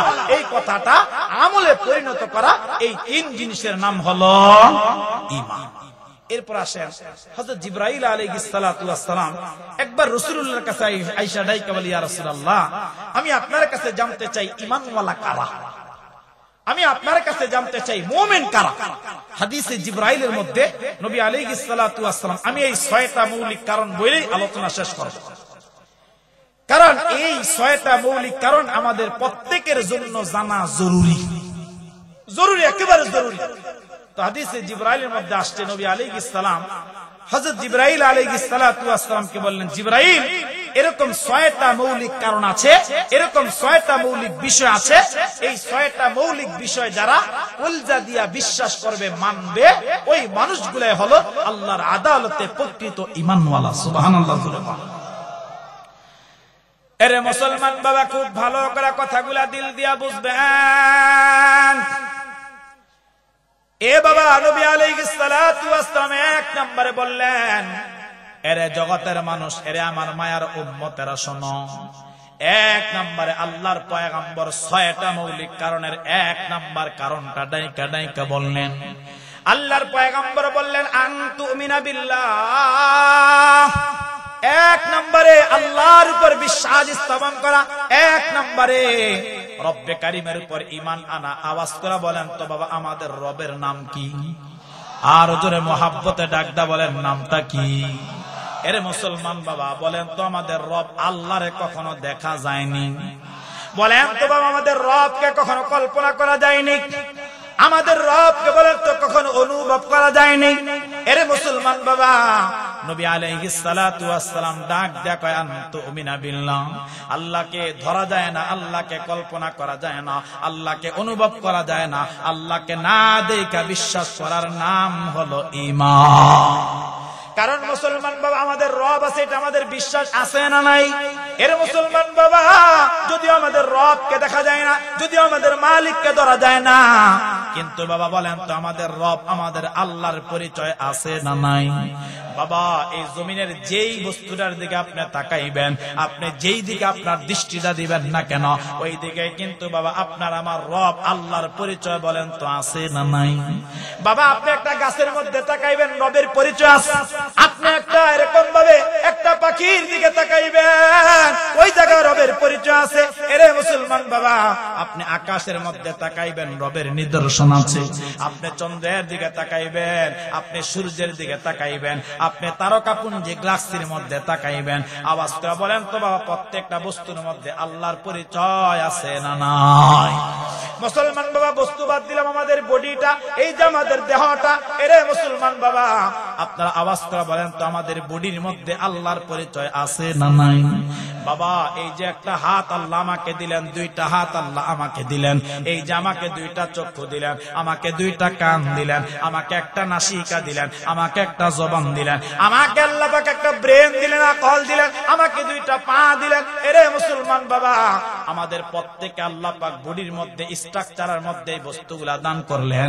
আপনারা আওয়াজ করে বলেন তো বাবা, আমাদের বডির অঙ্গ প্রত্যঙ্গের দিকে তাকাইলে আমাদের রব আল্লাহর পরিচয় আছে না না? মুসলমান যদি এগুলোর উপর কথা বলি, এক একটা পাশ দিয়ে যদি কথা বলি, এরে মুসলমান বাবা, তাহলে 1 ঘন্টা করে আমার হাতের মধ্যে সময় লাগবে। এত সময় যেহেতু হাতের মধ্যে নাই, আমি 2টা তথ্য আপনাদেরকে শোনায় দেই। এই যে একটা জবান দিয়ে আমি কথা বলতেছি বাবা, আমার বর্তমান বয়স হলো 35 বছর বয়স আমার বর্তমানে চলতেছে। এরে মুসলমান বাবা, আজ থেকে আমি 32 বছর ধরে কথা বলতেছি। যেদিন থেকে আমার মুখের মধ্যে কথা ফুটে গেল, আমি কথা বলতে আরম্ভ করলাম, আমি সব কিছু বাদ দিয়া দিলাম। এই যে আজকে এখানে 2 ঘন্টা পরিমাণ কথা বলে ফলাইলাম। আপনারা আওয়াজ করে বলেন তো বাবা, কেউ যদি ওপেন হার্ট সার্জারির মতো আমার গলা থেকে নাভি পর্যন্ত পুরা বডিটাকে ফাইরা, আমার দেহটাকে আলাদা কইরা, এরকম কোন গোডাউনের মধ্যে 2 ঘন্টার কথাটা তালাশ করেন, আপনারা আওয়াজ করে বলেন তো বাবা, আমার বডির মধ্যে তালাশ করলে 2 ঘন্টার কথা কখনো খুঁজে পাওয়া যাবে নি? কথা কয় না। মুসলমান বাবা, এমন একটা জবান রব্বি কারীম বানায় দিলেন, এই জবানের মধ্যে আল্লাহ এমন একটা জিহ্বা নামের মেশিনটা বানায় দিলেন। এরে মুসলমান বাবা, একটাবার চিন্তা করে দেখেন তো বাবা, আমার জীবনে 33 বছর, কারো জীবনে 40 বছর, কারো জীবনে 50 বছর, কারো জীবনে 80, 70, 60 বছর। এই যে বাবা কথাটা বলতেছি, আপনারা আওয়াজ করে বলেন তো বাবা, তাহলে জিহ্বা নামের মেশিন দিয়ে কথা বললাম, এই জবানটা দিয়ে বললাম, এই জবানের মধ্যে তাকাইলে আওয়াজ করে বলেন তো আল্লাহর পরিচয় আছে না নাই? আছে। রবের চোখের দিকে তাকা। এই যুবক, যারা আজকে চোখ দিয়ে গুনাহ করো, যারা আজকে চোখ দিয়ে পাপাচার করো, অন্যায় করো, গুনাহ করো, তোমাদেরকে তথ্যটা শোনাই। আমার যুবক ভাই, আজকে বিশেষ করে যুবক যুবতী এত ধ্বংস হয়ে গেছে, এত বেলাল্লাপনা, এত বেহায়াপনা হয়ে গেছে যে আমার দেশের এই সোনালী যুবকগুলাকে, আমার দেশের এই হীরা সন্তানগুলাকে ধ্বংস করার জন্য ওই পুষ্টি মারা, ওই বিদুর মীরা, ওই বেঈমানেরা, ওই লাল চন্দর ইহুদির দালালরা আমাদের দেশের সন্তানগুলাকে ধ্বংস করা দেওয়ার জন্য এমন একটা বাক্স বানাইছে। এখন এই বাক্স নিয়ে একটা এরকম ভাবে 8 মাসের বাচ্চা থেকে নিয়ে 80 বছর বুড়া পর্যন্ত এখন মোবাইলের প্রতি আসক্ত হয়ে গেছে। এখন বলুন হুজুর, এটা আবার কেমন 8 মাসের বাচ্চা আবার আসক্ত হয় কেমন? কথা মিলান কথা। আমার ভাই, অনেক মা বাবা আছে নিজের হাতে নিজের সন্তান ধ্বংস করতেছে। অনেক সন্তান এরকম আছে এখনো কোলের মধ্যে, এখনো মা হাত দিয়া খাওয়ায়, ফিটার দিয়া খাওয়ায়। ওই সন্তানটাও বর্তমানে এই মোবাইলের মধ্যে কার্টুন দেখা ছাড়া খাবার খায় না। কথা কয় না রে? এই সন্তানটা এখন কার্টুন দেখা ছাড়া আর খাবার খাইতে চায় না। আরে মা, আপনি তার হাতে মোবাইল দিলেন। আমাদের বাংলাদেশের একজন দার্শনিক আলেম আছে যার নাম কাজী ইব্রাহিম, উনি ওনার একটা লেকচার আমি শুনছি, উনি ওখানে বলতেছিলেন, একটা সন্তান যদি 1 মিনিট, নাবালেগ সন্তান, প্রাপ্তবয়স্ক হোক, 1 মিনিট যদি একটা সন্তান মোবাইলে কোনো কিছু দেখে, 1 ঘন্টা তার ব্রেন কোনো কাজ করে না। 1 ঘন্টা। তাহলে আমাদের সন্তানকে কত সময় পর্যন্ত আমরা হাতের মধ্যে মোবাইল দিয়া, কার্টুন দিয়া ধরায় দিলাম। আরে আমি মা বাবা, আমার স্বার্থের জন্য, আমার কাজ শেষ করার জন্য আমি তার হাতে মোবাইল দিলাম। না না না, মোবাইল দেন নাই, নিজের হাতে নিজের সন্তানকে আপনি জবাই করে দিচ্ছেন। এই জন্য যুবক ভাই, এখন চোখ দিয়া মোবাইলের গুনাহ সবচাইতে বেশি। তোমার রব তোমার চোখটা কেমনে বানাইছে জানো? আমার ভাই, তাফসীরে জালালাইন একটা কিতাব আছে, এই তাফসীরে জালালাইন হাসিয়া একটা কামাল আছে। ওই কামালের মধ্যে লেখছে যে মহান রব্বে কারীম আল্লাহ এই 2টা চোখকে কত মায়া করে বানাইছে। আল্লাহ কত দয়া করে বানাইছে। বান্দা বুঝলা না কেমন দয়া করে বানাইছে? আমার ভাই, কিতাবের মধ্যে লেখছে যে মহান রব্বে কারীম আল্লাহ তার বান্দার জন্য চোখ দিয়া দেখতে পারে। বান্দা চোখ দিয়া পৃথিবীর সুন্দর, এই সুন্দর দৃশ্যগুলাকে বান্দার জন্য অবলোকন করতে পারে। বান্দার জন্য মা দেখতে পারে, বাবা দেখতে পারে, নিজের সন্তান বিবিটারে দেখতে পারে। এই জন্য মহান রব্বে কারীম আল্লাহ এই চোখ বানাইতে গিয়া, যেমন এটা বোঝার জন্য সহজ আরেকটা মিসাল দেই, যেমন আমার সামনে 1টা 2টা 3টা 4টা ক্যামেরা আছে, এবং আমাদের প্রত্যেকের মোবাইলের মধ্যে 1টা 2টা ক্যামেরা আছে না নাই? এই যে ভিডিও হচ্ছে, ক্যামেরা দিয়ে ভিডিও করছে না, ওনাদের প্রত্যেকের ক্যামেরার ভিতরে একটা লেন্স লাগানো আছে, লেন্স। তবে যার ক্যামেরা লেন্স যত দামি, তার ক্যামেরার ভিডিও তত সুন্দর। এই জন্য মোবাইল যত দামি হয়, ওটার ছবি সুন্দর হয় নাকি? কথা হয় না রে? যত দামি হয় তখন মোবাইলের ছবিটা তত সুন্দর হয়। কেন? লেন্স। মহান রব্বে কারীম আল্লাহ তোমার আমার চোখ কেমনে বানাইলেন। যুবক, তুমি আজকে চোখ দিয়া পর্নোগ্রাফি দেখো, চোখ দিয়া নাটক দেখো, সিনেমা দেখো, অশ্লীল বেহায়াপনা দেখো, পর নারী তাকায়া দেখো। যুবক ভাই শোনো, তোমার রব তোমার এই চোখ বানাইতে গিয়া তোমার ডান চোখের ভিতরে আল্লাহ 13 কোটি ক্যামেরা লাগাইছে, বাম চোখের ভিতরে আল্লাহ 13 কোটি ক্যামেরা লাগাইছে। এই দুইটা চোখ বানাইতে গিয়া আল্লাহ তাআলা তোমার আমার দুই চোখের ভিতরে আল্লাহ 26 কোটি ক্যামেরা লাগায় দিয়েছে। এত আস্তে সুবহানাল্লাহ কইলেন। আপনারা একটা লোকীয় এত বড় একটা সংবাদ দিলাম যে দুই চোখ বানাইতে গিয়ে আল্লাহ 13 কোটি ক্যামেরা লাগাইতে দিয়েছে। চারটিখানি কথা এই দেখার পরও এত এত নিয়ামত রব দিয়ে বানাইছে, এরপরে চোখ দিয়ে আমাদের গুনাহ হয় কি হয় না? কথা বলেন না, হয় কি হয় না? তাহলে যুবক ভাই আজকে থেকে একটা প্রমিস করেন, আজকে থেকে একটা ওয়াদা করেন আর গুনাহ করব। তাহলে আমাদের রবকে এক নাম্বার আনতুমিনা বিল্লাহ, আল্লাহর উপর বিশ্বাস করা। দুই নাম্বার ও মালাইকাতিহি, আল্লাহর সমস্ত ফেরেশতাদের উপর বিশ্বাস রাখা। তিন নাম্বার ওয়া কুতুবিহি, আল্লাহর প্রেরিত সমস্ত কিতাবের উপর ঈমান আনা। চার নম্বরে ওয়া রুসুলিহি, আল্লাহর প্রেরিত সমস্ত নবী আলাইহিস সালাতু ওয়াস সালামের উপর ঈমান আনা। পাঁচ নম্বরে ওয়াল ইয়াউমিল আখির, আখিরাতের উপর বিশ্বাস রাখা। ছয় নম্বরে ওয়া তুমিনা বিল কদরি খাইরিহি ওয়া শাররিহি। আওয়াজ করে বলেন তো ভালো মন্দ তাকদীরের মালিক কে? আওয়াজ করে কোন কে? সব কিছু করেন কে? কোন মাজারওয়ালার করার ক্ষমতা আছে? কোন পীরের ক্ষমতা আছে? সন্তান দেয় কে? আবার সন্তান না দিয়া পরীক্ষা করেন কে? আমাদেরকে রিজিক দেন কে? আমাদেরকে বাঁচায় রাখছেন কে? আমাদেরকে সুস্থ রাখছেন কে? আমাদেরকে অসুস্থ বানান কে? সর্বহালতে আমার আপনার গার্জিয়ান, আমার আপনার অভিভাবক, আমার আপনার মালিক কে? আমার ভাই, এই ছয়টা মৌলিক বিষয়ের উপরে যারা বিশ্বাস স্থাপন করবে তারাই আল্লাহর আদালতে খাঁটি ঈমানওয়ালা হবে, খাঁটি মুমিন হবে। আমার ভাই, শুধু প্রথম আয়াতের এই দুইটার উপরে তাফসীর করলাম। যদি আবার কোথাও কখনো সাক্ষাৎ হয় ইনশাআল্লাহ আমরা আয়াতে সেই 7টা কোয়ালিটির উপরে আবার লম্বা চূড়া তাকরীর, লম্বা চূড়া আলোচনা ইনশাআল্লাহ আমি কথা দিয়া যায় আসলে কোথাও আবার ওখান থেকে শোনাবো। সেই পর্যন্ত আল্লাহ আমাদের প্রত্যেকের হায়াতের মধ্যে বারাকা দান করুক, বলেন আমিন। যে কথাগুলা বললাম আল্লাহ আমাদের সবাইকে, যেই কথাগুলা বললাম আমাদের সবাইকে আল্লাহ তাআলা এই কথাগুলোর উপরে আমল করার তৌফিক দান করুক, সকলে বলেন আমিন। এই কথাগুলোর উপরে যদি কোনো ভুল কথা যদি স্লিপ খায় আমার জবান থেকে বের হয়ে যায়, আল্লাহ তাআলা যেন আমাদের ভুল কথাগুলা যেন মাফ করে দেন, কোন আমিন।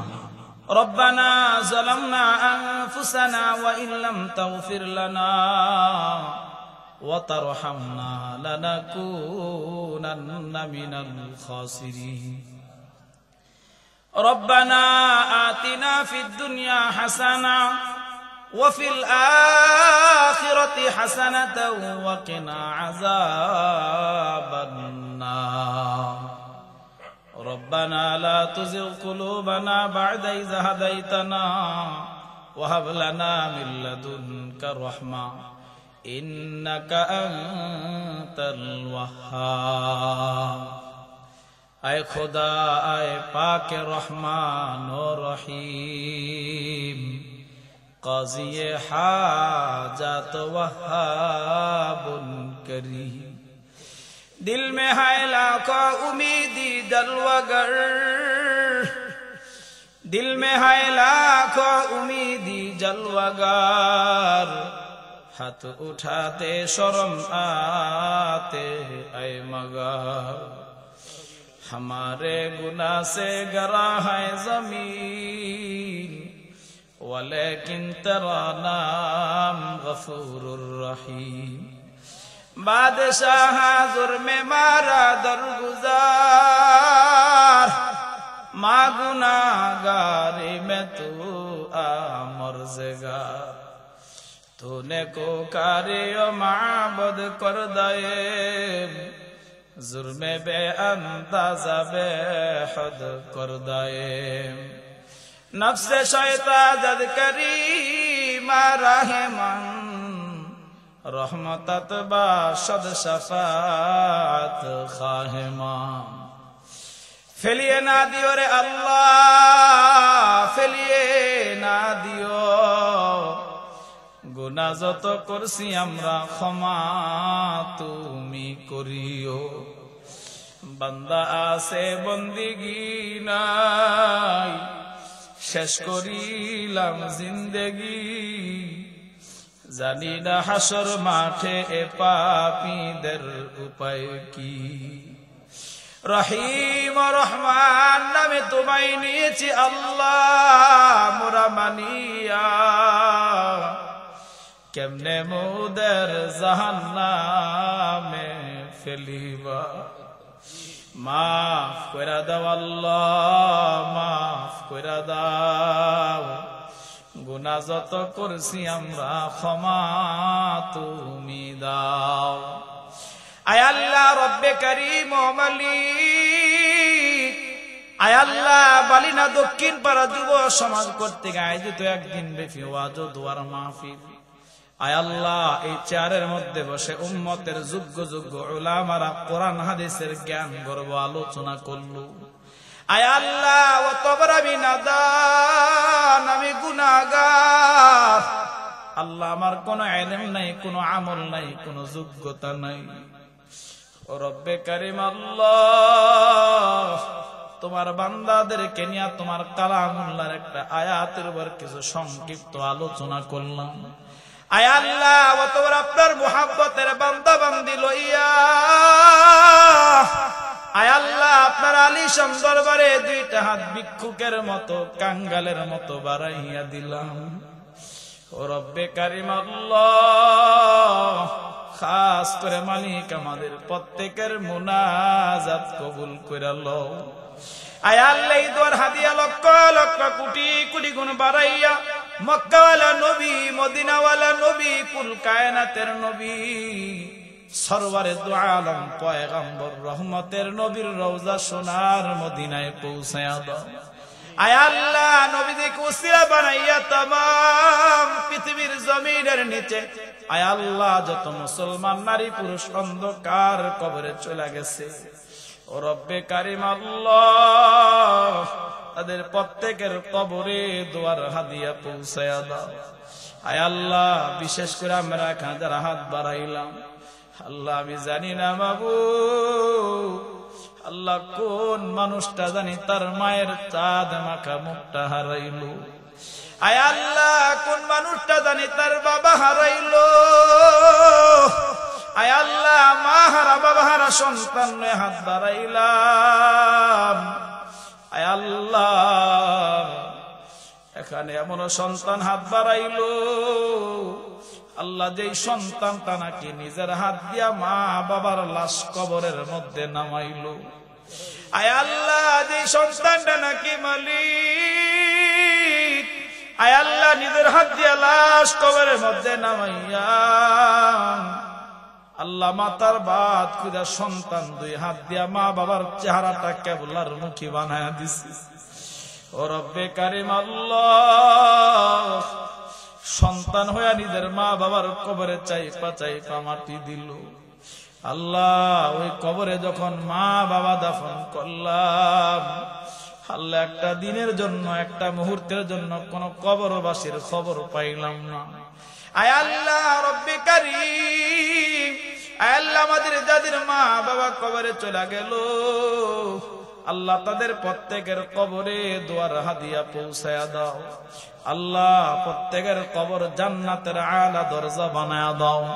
আয় আল্লাহ বিশেষ করে এই মহল্লা থেকে, এই গ্রাম থেকে, এলাকা থেকে, আয় আল্লাহ আমাদের ডানে বামে সামনে পিছনে কাছে দূরে যত গুরুস্থানে যত মানুষ ঘুমা, আল্লাহ তাদের প্রত্যেকের কবরে দোয়ার হাদিয়া পৌঁছায়া দাও। আল্লাহ প্রত্যেকের কবর তুমি জান্নাত বানায়া দাও। ও রব্বে কারীম আল্লাহ বিশেষ করে আমাদের পাশেই তো আল্লাহ গোরস্থান অবস্থিত। আল্লাহ এই গোরস্থানে এখানে যারা বসা কত জনের আপন জন শায়িত হয়ে গেছে, ও রব্বে কারীম আল্লাহ তাদের প্রত্যেকের কবরে দোয়ার হাদিয়া পৌঁছায়া দাও। আল্লাহ প্রত্যেকের কবর নূর দ্বারা মুনাওয়ার করে দাও। আয় আল্লাহ রব্বে কারীম আল্লাহ কত মানুষ দোয়া চাইছে, যে যেই নিয়তে দোয়া চাইছে মনের নেকটা কাজা পুরায়া দাও। আল্লাহ প্রত্যেকের মনের নেক নেক আশা আকাঙ্ক্ষা গুলি তুমি পূরণ করে দাও। আয় আল্লাহ এই মাহফিলের একজন আয় আল্লাহ সদস্য ছিলেন মাবুদ, তোমার এই বান্দা অ্যাক্সিডেন্ট হয়ে দুনিয়ার থেকে চলে গেল। আল্লাহ তার কবরে দোয়ার হাদিয়া পৌঁছায়া দিও। আর রব্বে কারিম আল্লাহ এই মাহফিলের প্রত্যেকটা সদস্য যুবক ভাইদেরকে তুমি কবুল করে লও। আয় আল্লাহ প্রত্যেকটা যুবক ভাইদেরকে তুমি দ্বীনের দায়ী বানায়া দাও। আয় আল্লাহ প্রত্যেকটা যুবক ভাইদেরকে তুমি 5 ওয়াক্ত নামাজি বানায়া দাও। ও রব্বে কারিম আল্লাহ বিশেষ করে আমরা এখানে যারা হাত বাড়াইলাম, আল্লাহ আমাদের মতো গুনাহগার, আমার মতো গুনাহগারে আসমানের নিচে জমিনের উপরে আর নাই। আয় আল্লাহ নফসের ধোঁকায় পরে কত গুনার কাম করলাম। আল্লাহ শয়তানের ওয়াসওয়াসা ধোঁকায় পরে কত গুনার কাম করলাম। আয় আল্লাহ বন্ধু বান্ধবের আড্ডায় পরে কত গুনাহ করলাম। আয় আল্লাহ নুজুলের রহমতের সময় আল্লাহ সমস্ত গুনার জন্য তোমার কাছে তওবা করি। আল্লাহ আমাদের প্রত্যেকের তওবা তুমি কবুল করে লও। আল্লাহ তুমি যদি আমাদেরকে মাফ না করো আমরা কার দরবারে গিয়ে হাত বাড়াইব? ও আল্লাহ আমাদের প্রত্যেকের তওবা তুমি কবুল করে নাও। তওবা করে আবার তওবা ভাঙ্গিলাম, তওবা করে আবার তওবা ভাঙ্গিলাম, অবশেষে খাঁটি তওবা করিলাম। এ জীবনে না করিলাম বন্দেগী, গুনাহ করে কাটাইলাম জিন্দেগি, গুনাহ করে কাটাইলাম জিন্দেগি। গুনাহ করছি আর তো গুনাহ করব না, মাফ কইরা দাও ও গো মাবুদ রব্বানা, মাফ কইরা দাও ও গো আল্লাহ রব্বানা। তুমি যদি মাফ না করো আল্লাহ বান্দারে, বলো তো মার বান্দা যাবে কার কাছে? বলো তো মার বান্দা যাবে কার কাছে? সবাই ডাক দেন ইয়া আল্লাহ, ইয়া আল্লাহ, ইয়া আল্লাহ। আল্লাহ আমাদের সবাইকে আপনি মাফ করে দেন। আল্লাহ আমাদেরকে আপনি তো দয়া তো মায়া করে বানাইয়া আল্লাহ কেমনে আমাদেরকে জাহান্নামের মধ্যে জ্বালাইবেন, আল্লাহ কেমনে আমাদেরকে জাহান্নামের আগুনের মধ্যে পোড়াইবেন। আল্লাহ আমাদের সবাইকে আপনি মাফ করে দেন। আল্লাহ আমাদের ওস্তাদদেরকে মাফ করে দেন। আল্লাহ আমাদের ছাত্র ভাইদেরকে মাফ করে দেন। আল্লাহ যারা আমাদেরকে মোহাব্বত করে ভালোবাসে সবাইকে মাফ করে দেন। ও রব্বে কারিম আল্লাহ এই মাহফিলটা আপনি কবুল করে নেন। আল্লাহ এই মাহফিল নিয়ে যারা অক্লান্ত পরিশ্রম করছে কথা দিয়া, আল্লাহ শক্তি দিয়া, টাকা পয়সা দিয়া, সাহায্য সহযোগিতা করে আল্লাহ প্রত্যেকের সহযোগিতাকে আপনি কবুল করে নেন। আল্লাহ অনেক প্রবাসী ভাইয়েরা মাহফিলের জন্য অনেক সহযোগিতা করলো। আল্লাহ আমার প্রত্যেকটা প্রবাসী ভাইদের প্রবাসের জীবন তুমি শান্তির জীবন বানায়া দাও। আল্লাহ সবাইকে প্রবাসের জিন্দেগিতে হার রকমের বালা মুসিবত থেকে তুমি হেফাজত করো। রব্বে কারিম আল্লাহ অনেক মা অনেক বোনেরা হাত বাড়াইলো। আয় আল্লাহ আমার প্রত্যেকটা মা বোনকে আবেদা জাহেদা সালেহা বানায়া দাও। আয় আল্লাহ আমার প্রত্যেকটা মা বোনকে তুমি নেককার বানায়া দাও। আয় আল্লাহ প্রত্যেকটা মা বোনকে তুমি পর্দাওয়ালা বানায়া দাও। আল্লাহ প্রত্যেকটা মা বোনকে তুমি নামাজি বানায়া দাও। ও রব্বে কারিম আল্লাহ আমরা যারা হাত তুলছি আমাদের প্রত্যেকের দিলের নেক নেক আশাগুলি তুমি পূরণ করে দাও। আল্লাহ উম্মতের উলামাদের জান মাল ঈমান আর ইজ্জতের হেফাজত করো। আয় আল্লাহ রাস্তাঘাটের সমস্ত বিপদ আপদ থেকে উলামাদেরকে তুমি হেফাজত করো। ও রব্বে কারিম আল্লাহ আজকের মাহফিলের সভাপতি সাহেব, প্রধান অতিথি, বক্তা, শ্রোতা সবাইকে কবুল করে নাও। ও মালিক আল্লাহ শেষ দুইটা ফরিয়াদ তোমার কাছে জানাই। আল্লাহ আমাদের প্রত্যেকের সন্তানগুলাকে তুমি নেককার বানায়া দাও। আল্লাহ আমাদের সন্তানগুলাকে দিনদার বানায়া দাও। আল্লাহ আমাদের সন্তানগুলাকে কোরআনের খাদেম বানায়া দাও। ও রব্বে কারিম আল্লাহ আমরা যারা হাত তুললাম আল্লাহ জীবনে একবার হলো হজ্জে বাইতুল্লাহ নসিব করো। আয় আল্লাহ তোমার ঘর তোমার বন্ধুর রওজাটা জীবনে একবার দেখার তৌফিক দিয়া দিও। اللهم طهر قلوبنا عن غيرك ونور قلوبنا بنور معرفتك أبدا أبدا يا الله. وصلى الله تعالى على خير خلقه محمد وآله وأصحابه أجمعين. سبحان ربك رب العزة عما يصفون وسلام